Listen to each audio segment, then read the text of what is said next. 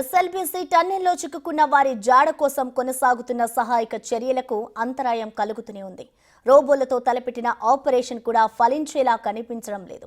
సాంకేతిక కారణాలతో మధ్యలోనే ఆగిపోయిన రెస్క్యూ ఆపరేషన్ను ముందుకు తీసుకెళ్లడానికి మార్గాలను అన్వేషిస్తున్నారు. ప్రమాదం జరిగిన చోటు నుండి 43 మీటర్ల వరకు టన్నెల్లో తవ్వకాలు చేపట్టి క్యాడవర్ డాగ్స్తో అన్వేషిస్తూనే ఉన్నారు. ఎన్జీఆర్ఐ సిబ్బంది టన్నెల్ లోపల భూమి పరిస్థితులపై అధ్యయనం చేస్తున్నారు. దక్షిణ మధ్య రైల్వే సిబ్బంది టన్నెల్ బోరింగ్ మిషన్ విడిభాగాలను కట్ చేసి లోకో ట్రైన్ ద్వారా బయటకు పంపుతున్నారు.